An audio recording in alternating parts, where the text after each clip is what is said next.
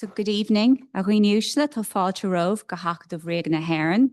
Welcome to the Royal Irish Academy. So before we begin the event, there are some housekeeping tasks. In the unlikely event of an evacuation, there are 2 fire exits located at the back of the room, left and right, and 1 to the front at the left-hand side of the room. So Sulligur for 2 leis an imach seo to fógraí slán dála le déanamh, má bhíonn saring an seomra ágáil I gás éigean dála, tá gáchlaí amach I gúil an seomra clé agus yesh, agus ceanháin chun tusaí híomh na lámha clé. Iramar of Leverdol Vervon Poca a Vuka waithe leis na cainteoirí. Can I ask you all to please switch your mobile phones to silent for the duration of the ceremony? And now, please be upstanding, if you can, Shasagi Leverdol, Dor Cainteoirí don Uachtaráin agus de Ifigi an Acadif, for our speakers, the President and the officers of the Academy.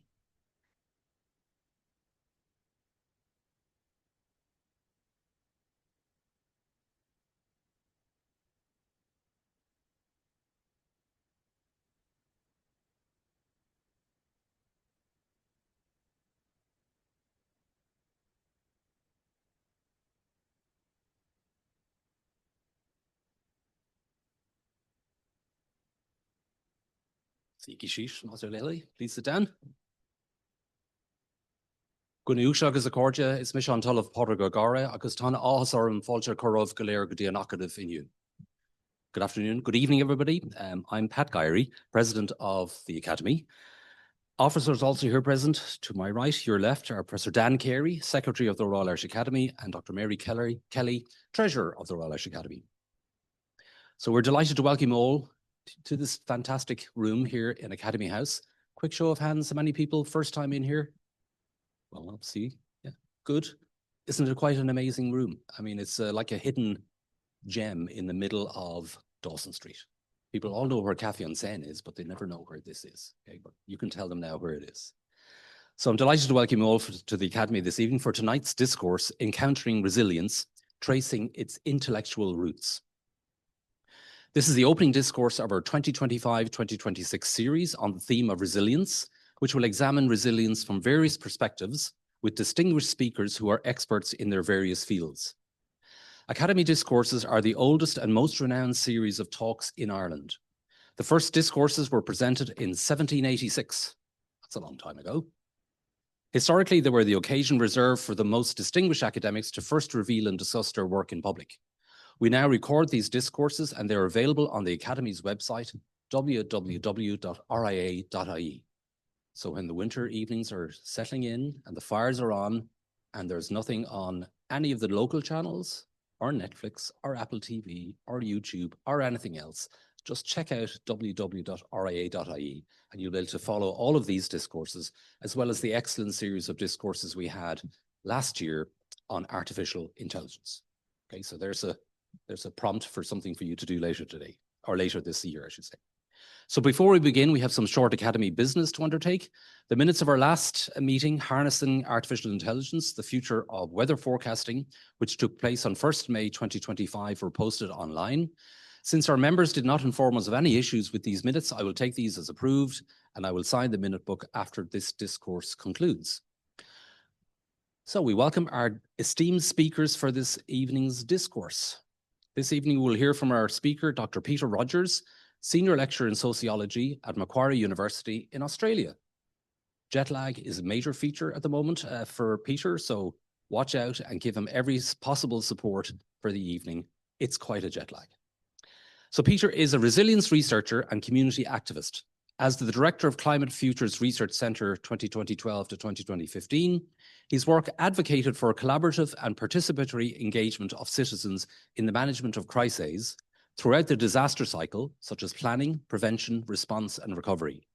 Since then, he has broadened the focus of his work to engage with intellectual histories and genealogical methods to improve our understanding of key concepts and develop a common language for improved communication across siloed areas of expertise. He's also a local community organizer and performer at independent art events in New South Wales, as resilience is built from communication and collaboration in all its forms, with no one left out and none left behind. Welcome, Peter. Our respondent for this evening's lecture is Dr. Deirdre Robertson. Dr. Robertson is Senior Research Officer in the Behavioural Research Unit at the Economic and Social Research Institute, ESRI, and has been a member of the Young Academy Ireland since 2023. She's an adjunct associate professor in the Trinity College Dublin School of Psychology. She uses insights from psychology and behavioural economics to design experiments to inform policy in the areas of health, the environment, and finance. Deirdre holds a BA and a PhD from Trinity College Dublin, postgraduate diploma in statistics also from Trinity College Dublin, and in a career move that moved her outside Trinity, a master's from the University of Sussex. Prior to joining the ESRI, she held postdoctoral positions in the School of Public Health in Columbia University and the Trinity College Institute of Neuroscience. So now to the discourse. Dr. Rogers, over to you.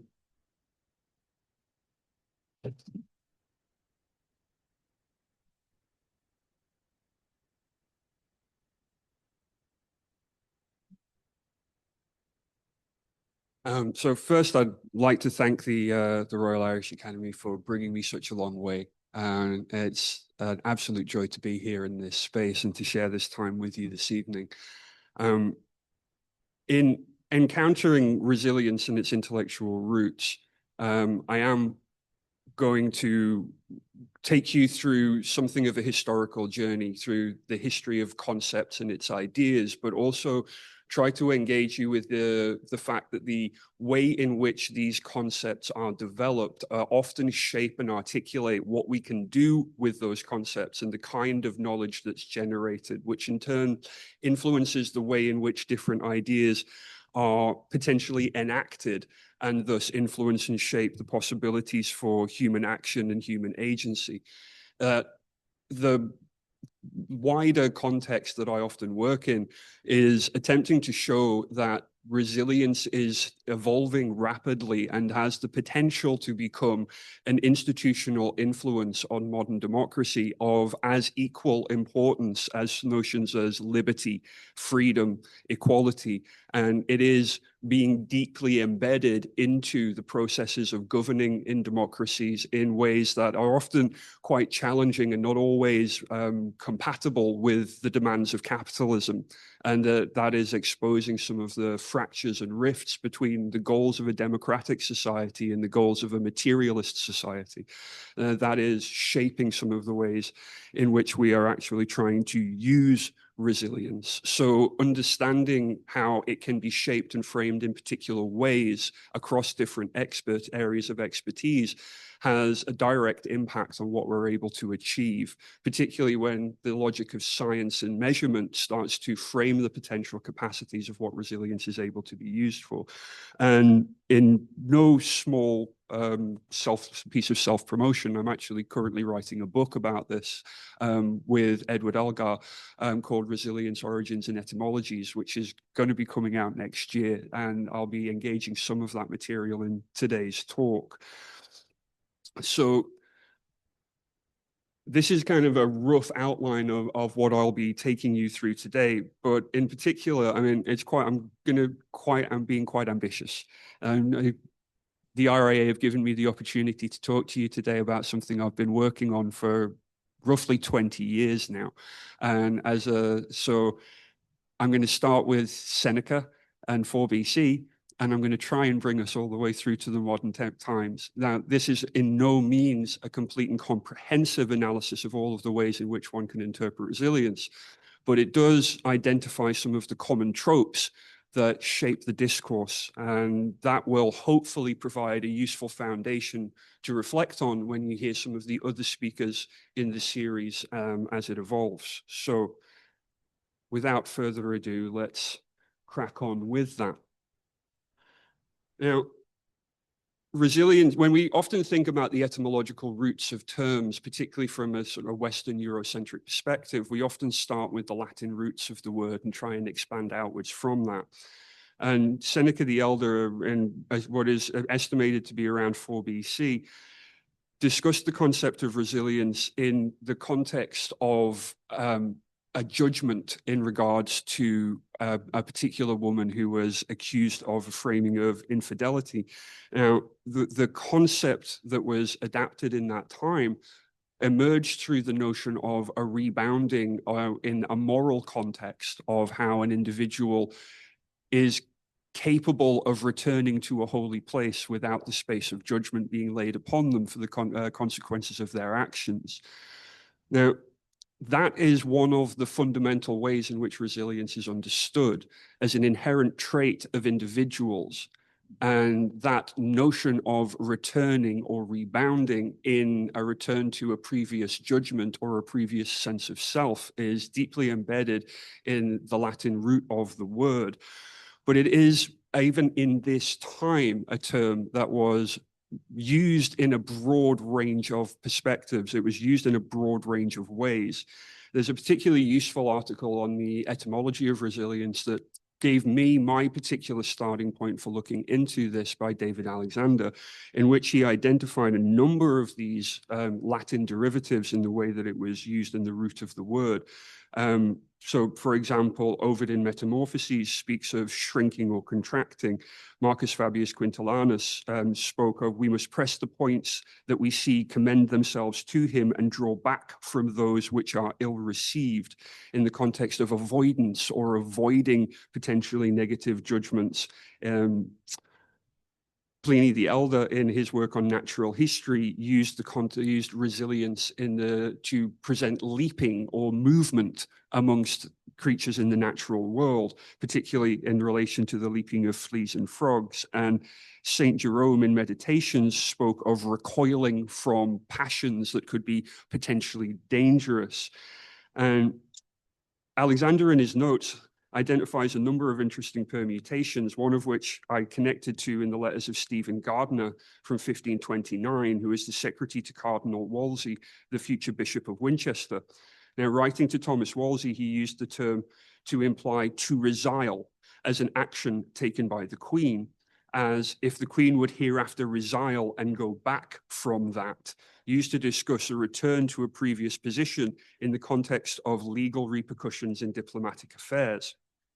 In many of these earliest uses, what we see emerge is a sense of resilience as a résiliement, presented as a trait of humans or their particular interactions with each other.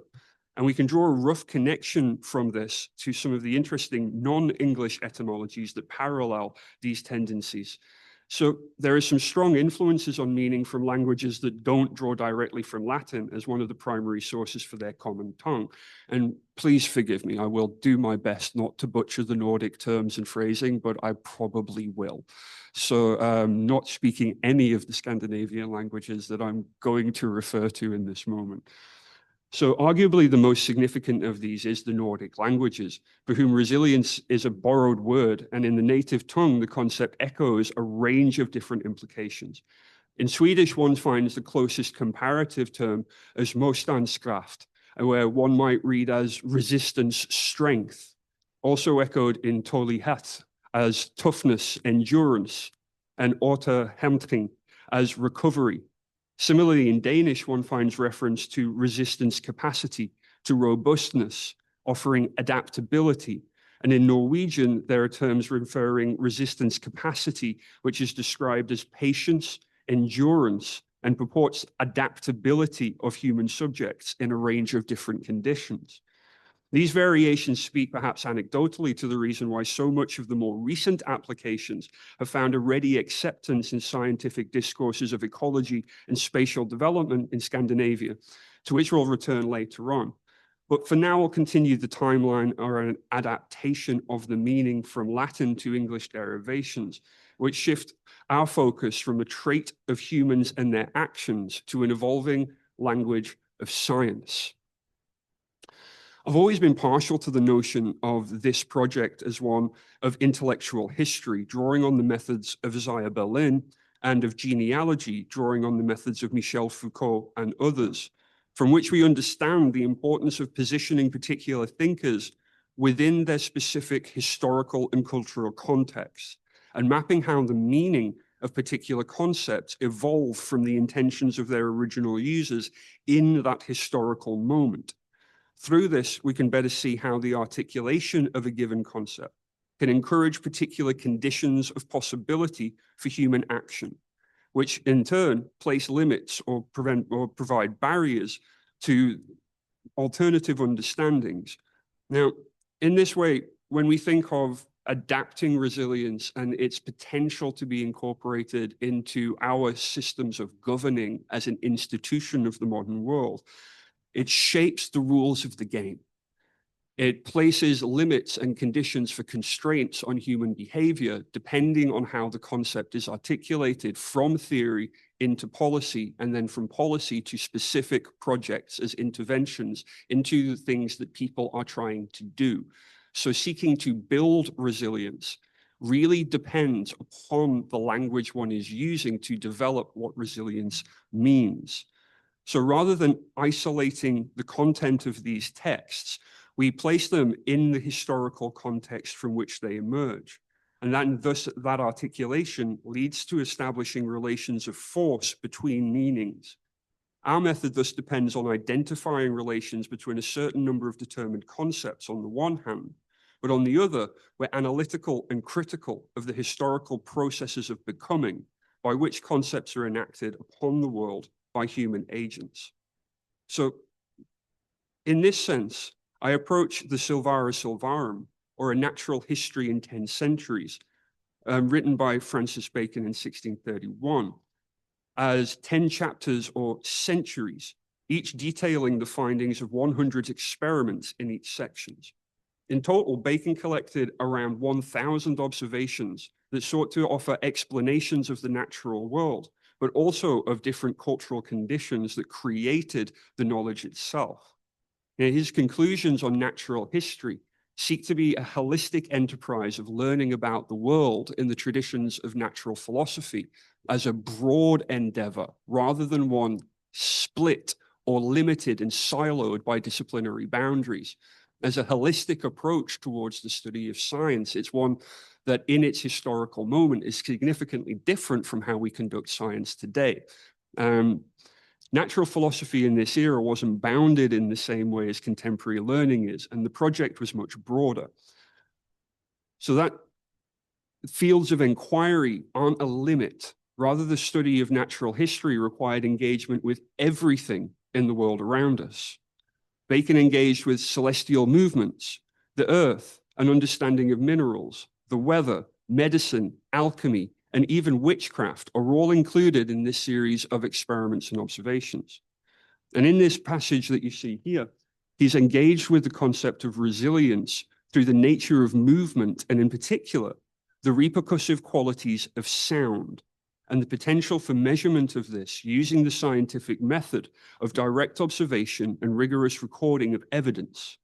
Here, science and measurement begin to become part of the understanding of resilience outside of human traits or actions. But we know that this was the last of his works and not considered to be one of his serious works, which were themselves all written in Latin. This was actually a conceptual and experimental notebook that was published after his death by his chaplain, William Rawley, who assembled the work from Bacon's notes and published it as a means of helping clear his not inconsiderable debts. As such, the seeds of an empirical investigation of resilience via the scientific method appears and reappears in many of the works that follow, but often in different ways and rarely using this route as the primary point of departure. But for the purposes of etymology and an intellectual history, it's a clear signpost for what was to become the more dominant resilience of reading in our own time as a means of rebounding and of bouncing back. Now, in terms of the repercussive qualities of sound, this is tied to the concept of measuring resilience. There had never been an attempt to measure resilience as a trait of human beings or as a characteristic of individuals. But once it was adapted into a scientific approach as a measurable phenomenon, that underlined and began to change the way in which people engage with the concept and what can be done with it. From an etymological perspective, it next appears more significantly in the English language through the lexicography of Thomas Blount in 1656 from the Glossographia Geographica. Now, in this, as a lexicon of terms, Thomas Blount was a lawyer and a lexicographer, active in the interregnum period of England. His premier work, the Glossographia, was published in 1656. as a dictionary, which explains not only Greek, Latin, and English words, but also explores many of the emerging disciplines of art and science from that time. Resilience appears here as an entry in the lexicon, building on methods of scholars like Bacon who had been concerned primarily with the disposition and co-location of knowledge. The glossographia emphasizes the significance of technical terms in the developing scientific understanding of the world, to which end Blount saw the compilation of encyclopedias as vital to the development of knowledge. So the lexicon of terms was intended to make the dictionary more useful and comprehensive over time. Almost all of his definitions were drawn out of smaller, previously published successful dictionaries, and thus in compilation, he follows Bacon's method of rendering knowledge that would have been unavailable to most people commonplace. Blount provides the names of authors and the titles of works as is referenced throughout the original text, and here you can see the original entry for resilience, which combines the sense of rebounding from Bacon with the French origins of resil and résiliement as human traits. Here he speaks of a going from one's word, but this is where we take a slightly more structured and comparative approach in our own journey. And I'll start to show you some of the more disciplinary fragmentations that have emerged in modern understandings of resilience that encourage us to see this as overlapping, permeable, and interpenetrating definitions. There is no such thing as one resilience. There are many resiliences that people can engage with in different ways. So in that end, I've put together a bit of a rough visual map of some of the more disciplinary definitions that have begun to emerge in modern times. Now, in engineering, particularly through the work of people like Thomas Treadgold writing in 1818 and throughout the next 50, 60 years, resilience appears frequently in discourses around shipbuilding, particularly in relation to the obdurate properties of materials in terms of the flexibility of wooden and steel beams. Now, in the design work around ships, I say it's very tiny on my screen, so I'm looking at that one. The power with which a beam resists the impact of a body in motion is termed its resilience and simply proportional to the bulk or weight of the beam. What we're beginning to look at here is measurable impact velocity and braking strain that can be measured mathematically. So when we begin to move completely out of the sense of this as a trait of human beings, and we begin to see this as a measurable obdurate property of materials themselves. Now, throughout the adaptations of this into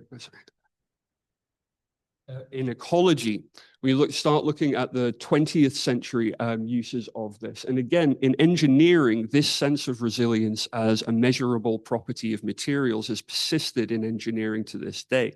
And it was flagged as the dominant understanding of resilience by Buzz Holling in his initial work in ecology, where he attempted to adapt the term from its more linear understanding in engineering to one that could be used to begin looking at more complex systems. In this sense, where Holling began to use the word differently, we speak of the buffering capacity and the resistance in complex ecological systems, again, as measurable properties of those systems.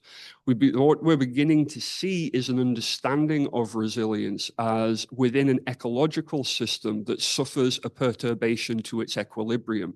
There is a natural equilibrium to an ecological system that is triggered a disruption. That system begins to adapt and either will persist, resisting that perturbation to its equilibrium, or it requires transformation and change. Holling began to lay the groundwork for a systemic approach towards resilience in those earlier forms of ecological research by discussing how systems are able to maintain their robust functions when sudden shocks occur to the pre-existing equilibrium. And the visual representation of that in complex diagrams and formula and mathematical equations, well beyond my particular area of expertise. But these representations begin to show how perturbation is sought as a measurable quality of ecological systems in real time. To quote his early works, the resilience and stability viewpoints of the behavior of ecological systems can yield very different approaches to the management of resources. The stability view emphasizes equilibrium, the maintenance of a predictable world, the harvesting of nature's excess production with as little fluctuation as possible. The resilience view therefore emphasizes domains of attraction and the need for persistence, but extinction is not purely a random event. It results from the interaction of random events with deterministic forces that define the shape, size, and characteristics of domains of attraction. What we're looking at is how we can assure a stable maximum of equilibrium, a sustained yield of renewable resources that might change the deterministic conditions that resilience is understood through. Can it be lost? Can it be reduced? Can it be enhanced? How can interventions interact with this? A management approach based on resilience would emphasize the need to keep options open, the need to view events in a regional rather than local context, and the need to emphasize heterogeneity. Flowing from that is not the presumption of sufficient knowledge, but the recognition of our ignorance, not the assumption that future events are expected, but that they will be unexpected. Resilience frameworks in ecology can accommodate the shift of perspective because they don't require precise capacities to be predictable, but only that there is a qualitative capacity in divisible systems that can absorb and accommodate future events in whatever unexpected form they may take. So we begin to understand resilience as framing positive adaptation and potentially the persistence of an equilibrium that was pre-existing.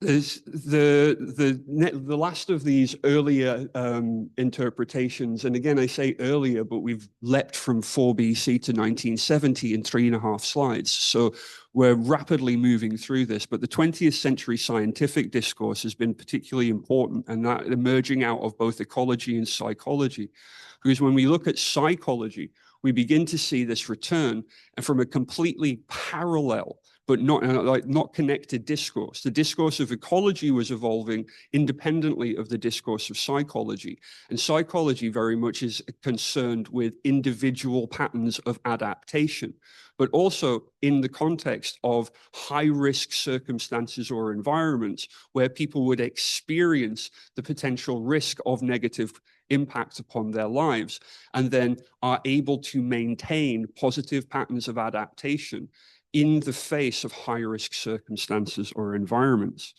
So in psychology, we return to the understanding of resilience as a characteristic or trait of human agents.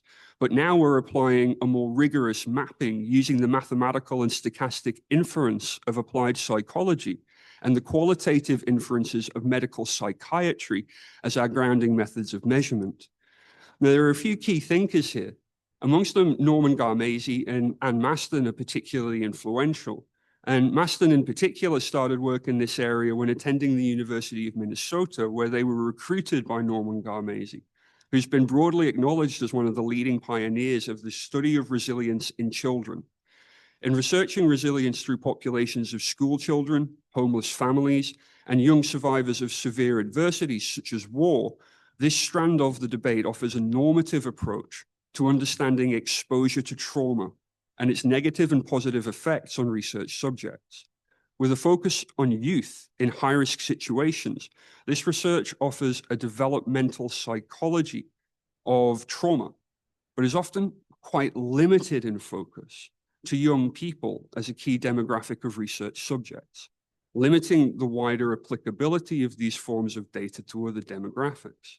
And this runs true through many of the psychological approaches, where a key factor in research is the specific subject of the case study. But we do see differences in the way that resilience traits are teased out in each of those case studies. And this in turn leads to different applications of the resilience metaphor as a conceptual frame. For example, in Bonanno's work, the emphasis is on resilience trajectories.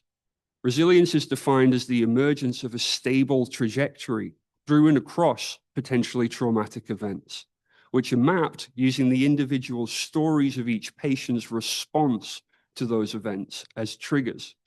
What emerges is a resilience trajectory characterized by a period of disequilibrium that's often quite brief, but otherwise the individual would show a generally positive experience of physical and mental health over a longer period of time. And in research, it becomes possible to map the trajectory of an individual over longer periods of time by identifying positive resilience trajectories as distinct from other patterns of negative impact following exposure to traumatic events. And the somewhat clunky metaphor of what doesn't kill you makes you stronger is often born from a slightly simplistic understanding of this kind of an approach, where exposure is what triggers a positive pattern of adaptation in the individual. So preloading resilience into subjects is seen as quite difficult to do in psychological framings, as it's the act of exposure to a negative stimulus that triggers the response of gaining strength. And this has fueled a rich vein of research that I'm sure George will develop when they come here to talk in one of the later sessions in this series. Now, we have to return again to the work of Buzz Holling. But in this sense, the adaptation of ecology into a more complexity-oriented thinking combines social understandings of resilience with ecological understandings of resilience. In his partnership with Lance Gunderson, they developed a theory of panarchy, which is a theory of resilience building on his earlier work, but now incorporating even more complex systems and interdependencies, because social resilience and ecological resilience are now being seen as interdependent. But the combination of an understanding of social systems with ecological systems begins to let us look at more complex environmental considerations, where we begin to think of identifying human-caused negative stimuli within ecological systems. For example, what happens when an oil spill created by economic pressures on a complex system affects local agriculture or oceanic wildlife. So spilling oil can affect fishing, which can affect the local economy, which can affect jobs, but that can also be linked to social systems where there are political influences that outside a traditional ecological understanding of that system. So to be able to understand the complexities of overlay, we start to look at those interactions in more depth, combining a more social scientific understanding of social systems with a more natural scientific understanding of ecological systems. We begin to embrace complexity in a new way.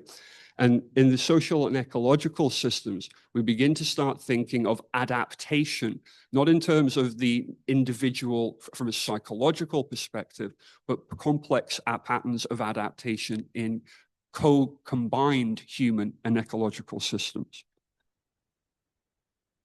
This model can be applied from the level of cellular biology to individual human agents, to communities and wider social systems, framing change as a process of transformation with overlapping and interpenetrating series of adaptive cycles. This can both have positive patterns of growth as well as negative system collapse, leading to regression of earlier states and even transformation into a new equilibrium, which are all potential outcomes over time. Here, change is seen as a series of nested cycles that can lead to system reorganization, a maintenance of the current system, or a regressive return to a previous state. So each of these cycles is seen as permeable and situated in a complex interplay with each other.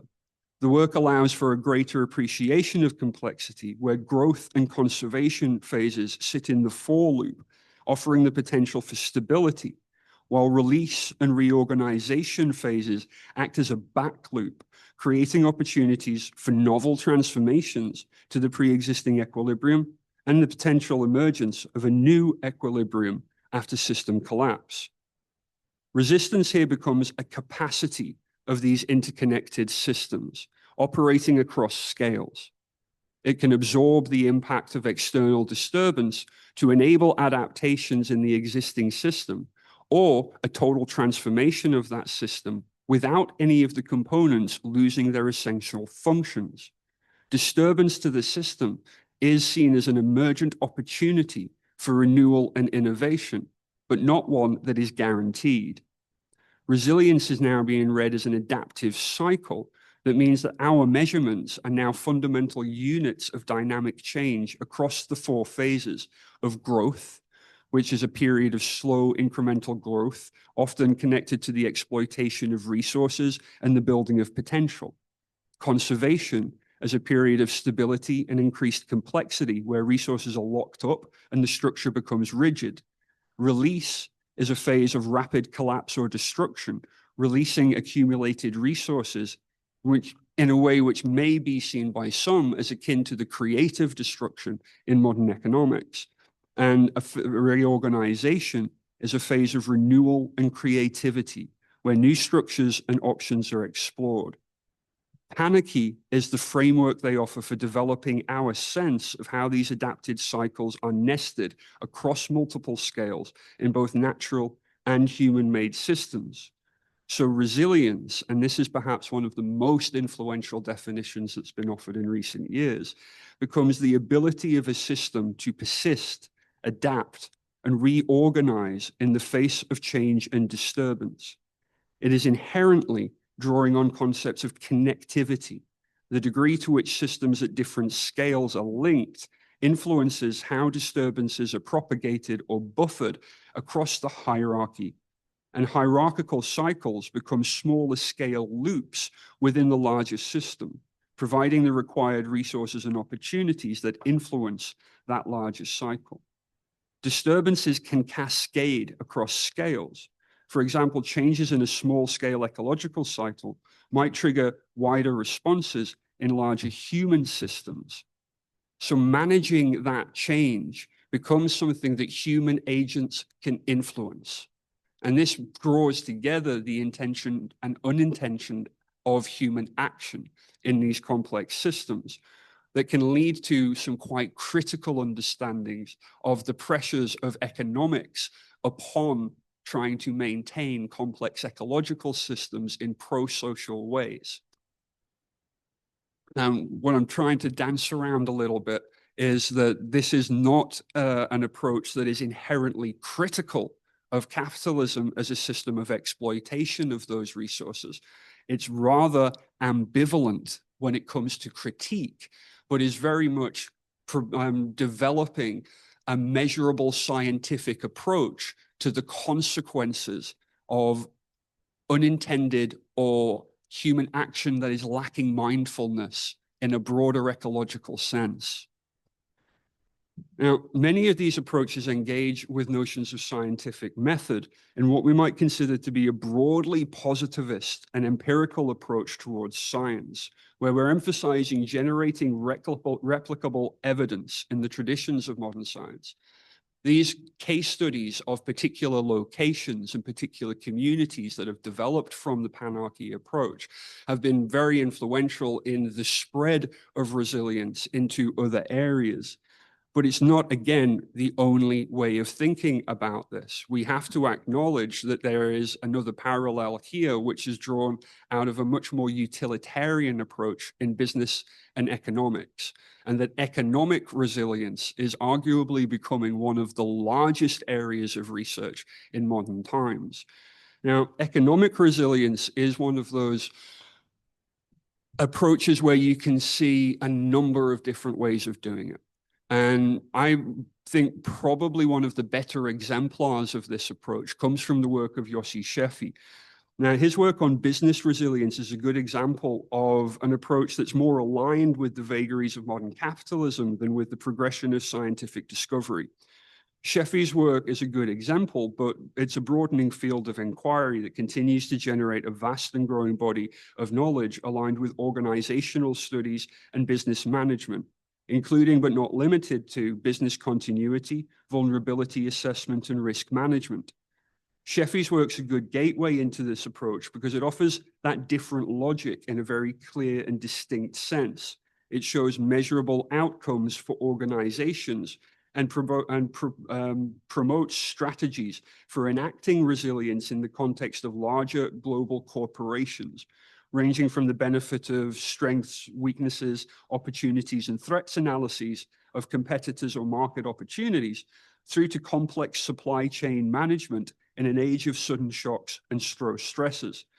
Here we start to talk about the unknown or unseen tipping points in global supply chains as threats or risks to the profitability of business, and promoting business continuity through resilience balances system optimization of just-in-time delivery methods with building in safe redundancies that are not necessarily optimized for profit.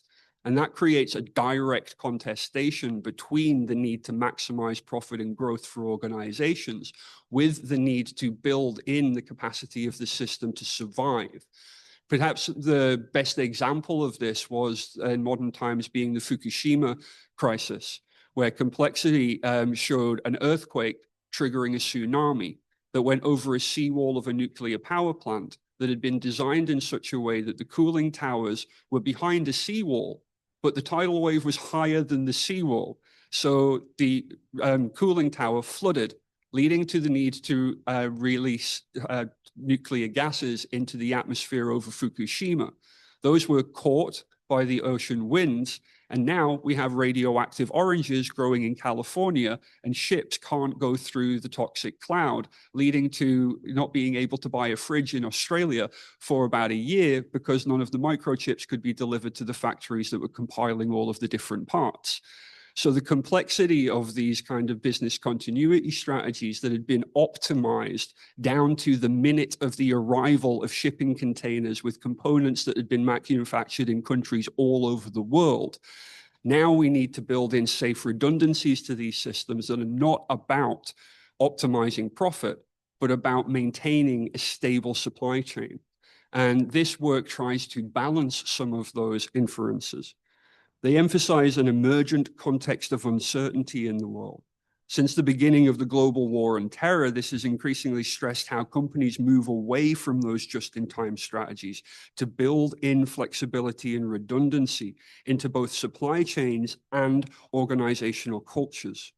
And in doing so, commercial organizations will be better equipped to recover from disruptions rather than focusing solely on preventing or avoiding them. Key strategies include layered defenses, tracking near misses, fostering collaboration with partners, implementing modular designs, and cultivating a culture of distributed decision-making for proactive problem identification in risk management to adapt to unexpected events and emerge stronger. Resilience is pitched as an extension of existing business continuity practices. For whilst continuity has tended to emphasize the internal processes of organizations, resilience encourages a more strategic approach to adaptation in complex and changing environments. So the strategies for building resilience thus become ensuring redundancy by holding extra inventory, maintaining excess capacity, or using multiple suppliers, having flexibility by designing products with interchangeable parts that can be brought from multiple locations, using modular designs and creating flexible manufacturing processes to adapt to changing demand. And increasingly, we're starting to see a move away from global supply chains towards local consolidation, and factories around the world are beginning to draw back together parts instead of having parts made in China, America, Russia, Australia. They're starting to co-locate again around a singular site, which in some ways increases the risk to that location. But in other ways, if everything is made on site, you don't have to worry about global supply chains. that can have significant impact on the organization of industrial production that has massive potential ramifications for things like taxation. So these broader influences on a wide range of institutions go far beyond just collaboration, information sharing, and technological adoption of new strategies. Now, another of these changes, or another of these areas, is social resilience. And social resilience is probably one of the most varied of approaches. But the one I've chosen as an exemplar to talk about here is from the work of Adger. Now, they use a similar approach to the logic developed by Gunderson and Holling in relation to complexity, and discuss the ability of groups or communities to cope with external stresses and disturbances as a social and cultural phenomenon, particularly where these disturbances are a result of social, political, or environmental changes. The definition highlights social resilience as related to ecological resilience, treating the latter as a characteristic of ecosystems to maintain themselves in the face of external disruption. For Adger, there's a clear link between social and ecological resilience, particularly when social groups or community is dependent on ecological and environmental resources for their livelihoods. In that way, it isn't clear whether resilient ecosystems enable resilient communities, because the preconditions require further study. And to quote, an interdisciplinary study of human ecology, ecological economics, and a mostly rural sociology, this work opens up the possibility for developing case studies of ecological change in resource-dependent communities, and the comparison of them to test resilience in different geographical and governance contexts. The idea of an institutional context becomes more important and becomes clearer, but it's important to note that it's largely implied, and future developments of this research agenda have often been influenced or dominated by the emergence of business and economic resilience as more fundable fields of inquiry. We see this crossover with policies in a number of areas. Perhaps the most influential in my own work has been the United Nations approach, which combines elements of social, ecological, and economics in our final set to come in the response to growing global pressures caused from more frequent and larger scale management of disasters. The UN promotes social resilience primarily through its efforts to address global systemic inequalities, empowering vulnerable groups, developing social protection systems, and strengthening local governance practices, all within the framework of the Sustainable Development Goals. Agencies like the UNDP and the UN Habitat contribute to this by developing practical tools and policies as toolkits for cities of different scales and for local communities. But the actions and implications of that are wide-ranging. From here, we fragment into ever more niche areas of focus with specific targeted outcomes that are often tied to the empirical context of funding. My own work has emphasized urban resilience, but in this in itself is connected to community and disaster resilience in many projects, because the three are interconnected in the broader study of crisis over the last 20 years. So in the discussion of urban resilience, we're often talking now about the complexity of networks drawn out of a number of these earlier approaches. We begin to look at institutions, looking at the constraints of human behavior that resilience creates or enables, at organizations and organizational behavior in the context of complex economies.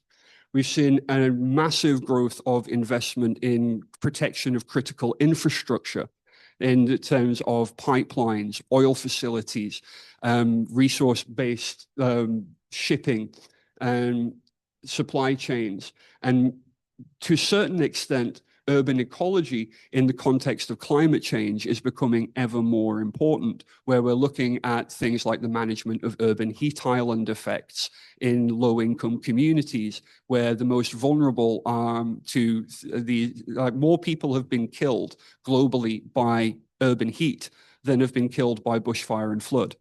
and particularly amongst the very young and the very old, who are the most vulnerable to those kind of changes.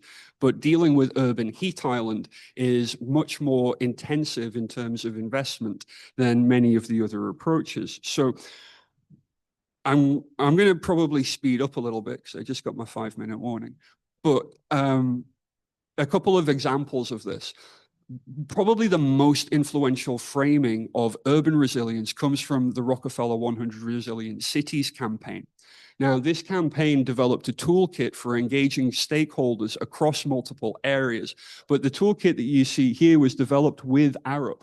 And what they do with this is the classic post-it note exercise, where you get together stakeholders from a wide range of locations. You put this map up on the wall, and people stick post-it notes into the grid based on what the potential challenges in their local area are.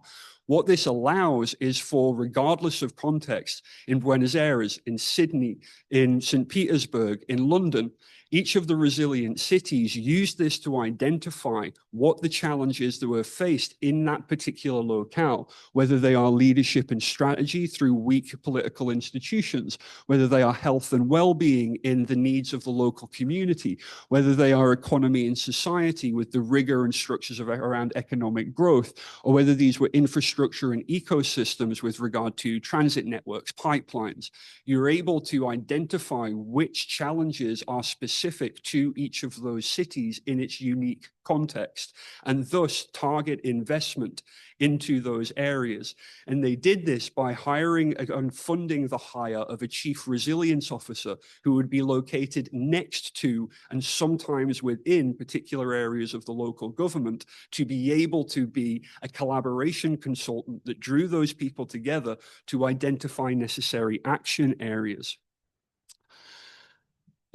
How this is tied to disaster resilience as a framework for breaking down particular types of investment, dominated particularly by critical infrastructure in its early phases, technological fixes to vulnerable systems are easy to invest in.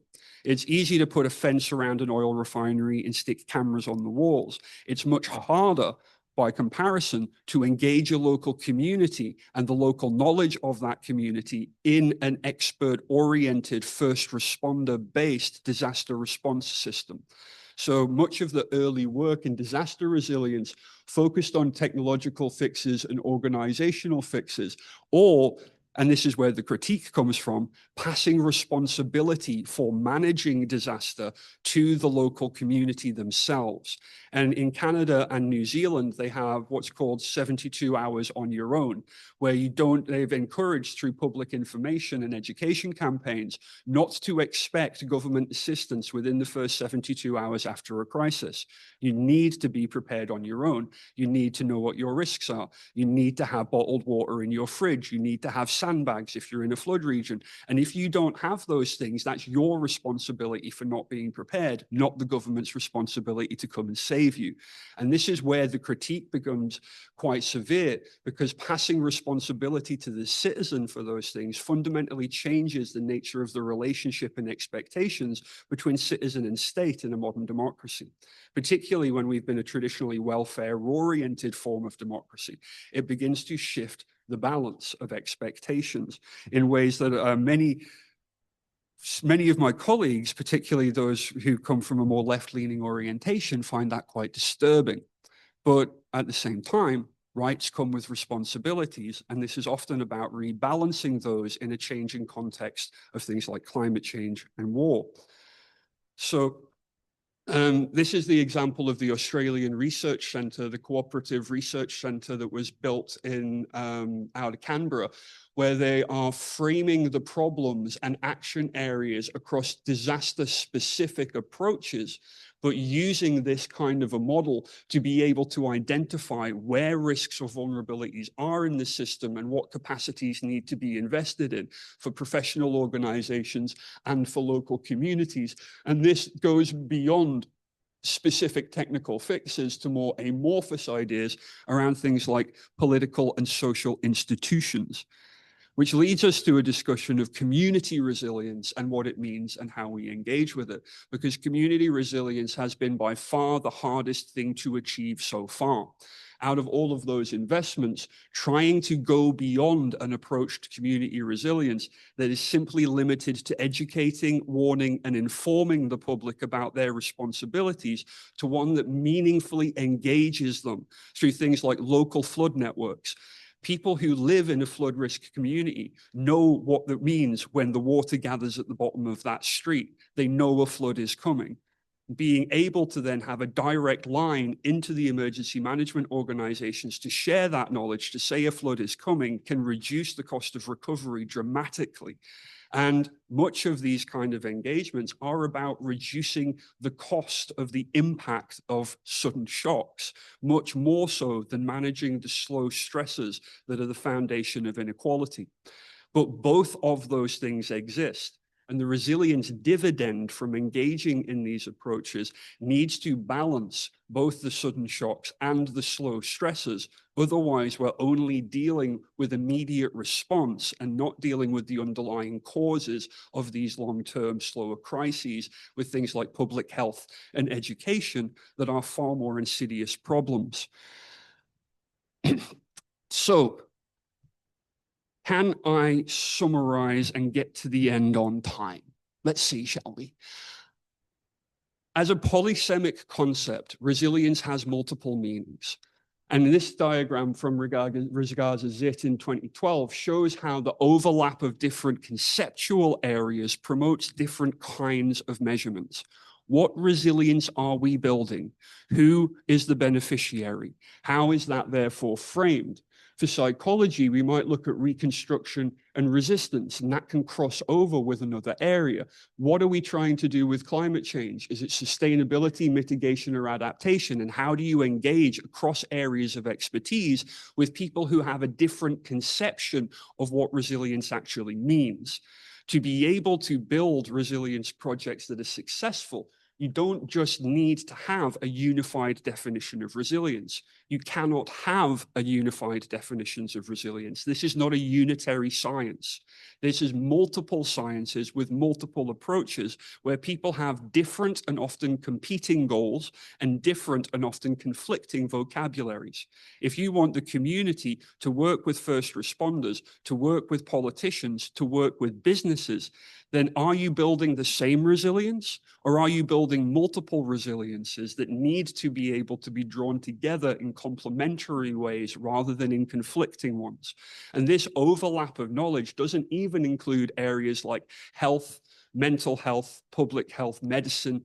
There are many forms of approaches to resilience that aren't included in this infographic from 12 years ago that are still beginning to develop and understand. So, by way of a summary and conclusion, is there an end game here? I don't think that this is an end game. I think that this is an ongoing challenge for researchers and policymakers around the world. There is no one universal definition of resilience, but there are some common tropes. And those are that it can be a feature of materials, a characteristic of individuals or groups, a capacity of systems to absorb, to persist, to continue, or to be potentially transformed. And as such, resilience is sometimes more usefully understood as an ongoing process and a capacity that is triggered only in times of extreme danger or risk. But it can be preloaded and embedded in the way that people think about the challenges and risks they face. And that creates an interesting and difficult challenge for us all when we're trying to communicate across these different areas of expertise. So clear communication is becoming more and more important, and how we are able to communicate across those areas of expertise where organizational silos often force people into very linear approaches to what they want to do. We need to move beyond that, break down those walls, and acknowledge there is no one outcome.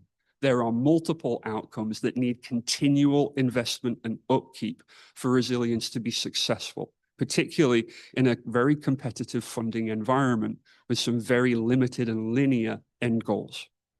Thank you.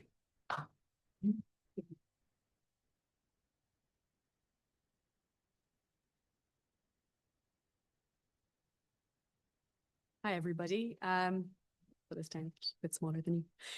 Thank you, Peter, for a very rich and very thought-provoking paper. The concept of resilience, I think, hasn't yet entered the lexicon of public policy in the kinds of non-disaster areas that I work in. But listening to Peter and reading his papers, I can see echoes of it in current debates. And I was thinking about, if resilience were to be adopted more widely into my area, I see both opportunities and risks. So today I want to take up where Peter left off and explore where resilience could be useful and where it might have pitfalls in a field where it's not yet commonly part of the lexicon, and that is behavioural public policy. So I'm going to talk about three things. The first is why the challenges that behavioural public policy are facing actually relate to resilience. The second is the risks of adopting resilience uncritically from other disciplines. And the third is how we might harness resilience as a metaphor to help instead of hinder policy progress. So the challenges, the risks, and the opportunities. So behavioural public policy is an interdisciplinary field that integrates behavioural science into the design and implementation of public policies. And it's concerned not just with acute disasters like climate events or pandemics, but with slow-moving, large-scale challenges like climate change, obesity, antimicrobial resistance, the pensions crisis. And these are crises that unfold gradually over decades, but have major repercussions and require immediate preventive action. So Peter's paper, which I read before this talk, on which he based this talk, ends with a very optimistic note, and I think you referred to it there as well, that there has been a shift in discourse on resilience from purely reactive to preventive approaches. And I can see that that's exactly where behavioural public policy sits. So we're usually not looking at responses to disasters, but looking at how to change behaviour to prevent future crises from hitting or becoming worse. And that's where resilience might offer something useful if it's applied carefully. So I'm going to take obesity as an example today, so I can give some examples of where I'm working, but it could equally apply to any of the areas that I mentioned. So I've worked on research to inform obesity-related policy for the past 7 years. Globally, obesity contributes to 3.7 million deaths annually from non-communicable diseases. And across the world, 20% of children are living with overweight or obesity, and that's higher in some countries, facing risks like type 2 diabetes and cardiovascular disease at ages we would not have imagined a generation ago. And the dominant narrative among the public, and sometimes even among policymakers who are not in the area of health, is that obesity is caused by individual choice. So the narrative says that people choose unhealthy food, people choose not to exercise. So the solutions often focus on empowering individuals, giving them information, building community gyms, teaching children about nutrition. And these are all really good things, but they don't work to reduce the rates of obesity, at least not at scale. So what does this have to do with resilience? So Peter said that resilience can mean anything to anyone, so I'm going to take the liberty and choose a definition that I think makes sense in behavioural public policy. And one of the definitions that you give is the amount of strain a material can absorb before breaking. And in obesity, that strain comes from our obesogenic environment.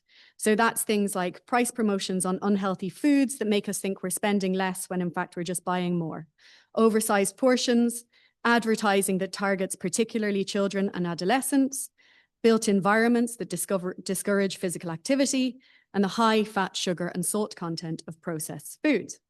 And again, apologies, but I'm going to use a metaphor to try and understand resilience. So imagine someone walking on an airport-style moving walkway that's going in the wrong direction. They're trying to walk forward to make healthy choices, but the walkway is pulling them back. The walkway is powered by that obesogenic environment, the advertising, the portion sizes, the poor nutritional quality of the food, the built environment. And our policy response has been to tell people to walk in the opposite direction, or to build up their own strength to resist the direction of the walkway. But while some people can do this with supports, everyone is being pulled backwards by the system. Now, I should note here that most policymakers working in obesity who I work with are only too aware of the obesogenic environment and the pressures it exerts. The issue is that health policies are rarely implemented in isolation, and they are often trying to persuade others that the individual narrative is not evidence-based. So I'm not saying that obesity policymakers don't recognize this. I'm saying that they have a challenge to break down this individual narrative. And this is where I see echoes of resilience and the risks. So in obesity policy communications, even though the word resilience isn't often used, we do see words that are linked. So there is often mention of empowering people, building confidence, imparting skills to be healthy. And it's here that the concept of resilience, were it to be really taken up and applied uncritically, that it could become problematic. So to explain, there's a debate in behavioural public policy right now about the limits of individual level solutions for systemic problems. And that has traces of the debates that Peter refers to in the domain of resilience. So in behavioural public policy, George Lowenstein and Nick Chater initiated this conversation, and they call it the I-frame versus S-frame debate. So the I-frame focuses on individuals, giving them information, nudging their choices. And the S-frame focuses on systems, changing the environment that shapes behavior. And they outline 5 psychological tendencies that we all have that essentially make us default to the I-frame when thinking about causes and solutions. And those are limited cognitive capacity. We all have limited cognitive capacity. And once we adopt an individual frame and that mental model, it's harder to access the systemic ideas and causes of obesity. The second is causal attribution. When we start to think about the causes of a problem, we tend to divide responsibility. So if we blame individuals, we automatically assign less responsibility to, for example, industry or governments. The third is single action bias. Once we take an action, we feel that we've done something and other actions are deprioritized. So for example, if we're launching an information campaign, we feel like we've done something and then we deprioritize other bigger changes. The fourth is the fundamental attribution error, which we all suffer from, which is the tendency to underestimate how much the environment shapes other people's behavior. So it's actually quite hard for us to recognize these systemic influences on other people's behavior. And fifth, crowding out. So individual I-frame solutions are often cheaper and less effortful, and then they make us less likely to support costly but more effective systemic ones. So our cognitive capacity, our divided responsibility, single action bias, fundamental attribution error, and crowding out, in effect, mean, they argue, that we are psychologically primed to believe this individual narrative of obesity and to prefer solutions that are individual focused. And industry knows this. So a review in 2009 of food industry practices to influence public opinion found similarities to the practices used by big tobacco, an emphasis on personal responsibility and stoking fears about policies that would usurp personal freedom. And it's the same in other areas. BP famously created the carbon footprint calculator to shift focus onto individuals, distracting from systemic emissions. And a recent paper in Obesity Reviews used system maps of policies to analyse where policymaking was being hindered on mitigating obesogenic environments. And it found that the individual responsibility narrative is one of the main reasons obesity policies have often stalled. So Peter described resilience as a polysemic concept, reassembled by different actors to serve different goals. And in behavioural public policy, we see a similar dynamic in the tension between the I-frame and the S-frame approaches. And the danger is that if resilience were adopted uncritically, it could be co-opted to reinforce this narrative of individual responsibility, crowding out systemic reform. That's the bad part. That's the risk. What about the opportunity? So the advantage of resilience as a metaphor is that it acknowledges an external force. So to talk about resilience, you have to ask, what pressure is this individual under, and how can we reduce it? So Peter talked about safe redundancies in systems, building in multiple buffers into a system so that not all of them are needed when the pressure builds. And if we use the metaphor of resilience to highlight the pressure that individuals are under and the need to alleviate it, maybe we can shift focus to systemic change first and individual resilience second. So to return to that walkway analogy, if we can change the direction of that walkway or offer exits from it, we don't have to keep telling people to walk in the opposite direction. With system-level changes, like reducing the amount of advertising targeting children or improving the nutritional content of food, we may find that building individual resilience is a nice thing to have, but is mostly redundant. We also need to challenge the information deficit myth. And this is a term that Teresa Marteau in the University of Cambridge has come up with because she has shown consistently that providing people with information about risks to their health does not change their behavior. And information and education are important for many reasons, of course, but it is not the route to behavior change. But maybe resilience metaphors can help us reframe this. Telling people that they should walk in the opposite direction is only going to help a small number of people who may be able to do it. Showing them where the emergency stop button is may actually empower them. So what am I talking about? Well, one of my favorite studies in this area involved teenagers. And the author, Christopher Bryan from the University of Chicago, argues that education about health has no motivational impact, particularly for teenagers, because it is just too far into the future and it can't counteract the really strong, positive marketing messages that are pervasive for children and adolescents particularly. So the research team banked on the fact that teenagers like to rebel. So they reframed unhealthy food advertising as being inconsistent with adolescent values of autonomy and social justice. And they showed the teens the marketing tactics that they were being exposed to. They showed them why they worked and that they were aimed at pushing them to buy unhealthy food. They then gave them tablets with the food ads on them, and they let them graffiti over the food ads to make them true. So to remove any misleading claims and to write what they thought about them. And the pictures in the paper are quite entertaining, looking at what teenagers wrote on these ads. But 3 months later, those teens were rejecting unhealthy foods in the cafeteria, not because they were told to or educated about their health, but because they had been shown how they were being pressurized into behaving in a certain way, and they, in their own way, were rebelling against the system. Now, of course, in my S-frame, I-frame, this could have been combined with a change to the nutritional value of the food available in the cafeteria, but this type of training could actually build resilience where people can recognize the pressure they are exposed to in order to find an exit. And finally, Peter critiques top-down resilience and advocates participatory models. And in obesity policy, this could actually be transformative because most of the time we focus on individuals in health policy, but social networks are powerful drivers of behavior. And a famous study found that if your friend has obesity, your risk increases by 57%. If your adult sibling has obesity, your own risk increases by 40%. And this is not because of geography. These people didn't live together. They could live far away from each other, but it's because of how habits and social norms work that work their way into social networks. And this shows the limits of just focusing on individuals, because behavioral science tells us that what others do is one of the biggest influences on what we do. So maybe we can find some creative ways to harness these social effects and Peter's participatory model by starting small, maybe implementing system-level solutions in communities, letting them spread through social networks, building a kind of social resilience to some of the pressures people are under from the obesogenic environment. And we in my own lab in the Behavioural Research Unit have also done research on public support for obesity prevention policies.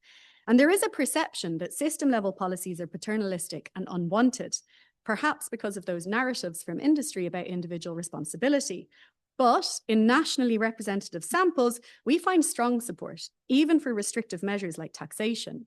And we find that people understand that obesity is a problem, they care, and many feel like they're walking against the direction of the walkway and want help to change its course. So maybe the resilience metaphor, if applied with caution, can help. Maybe we can learn from other disciplines, the mistakes and the advantages. And that could help not by putting a focus on the individual, but by recognizing the pressures they face and by shifting the metaphor from walking in the opposite direction to changing the direction of the walkway itself. Thank you.